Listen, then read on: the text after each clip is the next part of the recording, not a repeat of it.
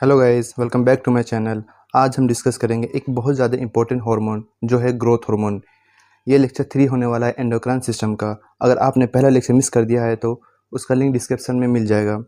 अगर ये वीडियो पसंद आए तो इसको लाइक एंड सब्सक्राइब करना ना भूलें। चलिए इसे देखते हैं। ग्रोथ हार्मोन, जिसको दूसरा नाम सोमेटोट्रोपिक हार्मोन भी कहा जाता है।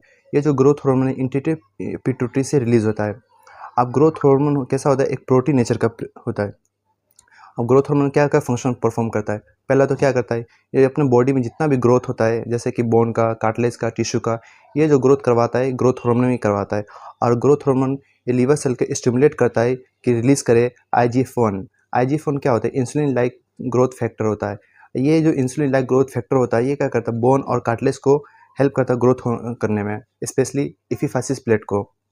और तीसरा, ये ग्रोथ हार्मोन कंट्रोल करता है मेटाबॉलिज्म ऑफ जैसे कि कार्बोहाइड्रेट, प्रोटीन, लिपिड, ये सब। अब ग्रोथ हार्मोन के डिसऑर्डर की बात करें, ग्रोथ हार्मोन अगर हाइपर सिक्रेशन हो गया ग्रोथ हार्मोन का अर्ली स्टेज में, मतलब क्या अर्ली स्टेज में उसका जो सिक्रेशन कम निकलने लगा, तो उससे क्या होता है, उसका जो हाइट रुक जाती है जिसको डॉर्फिज्म कहते हैं।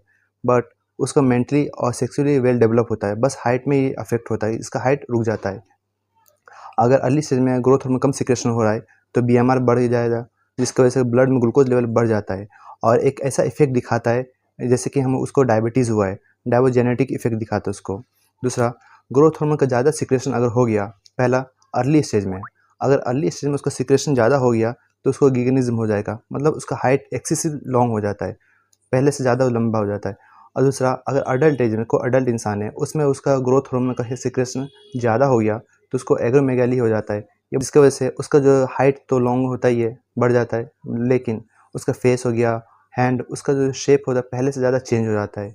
ये एग्रोमेगाली को डायग्नोसिस करना बहुत हार्ड होता है अर्ली स्टेज में, और प्री मैच्योर डेथ भी हो सकता है इसकी वजह से।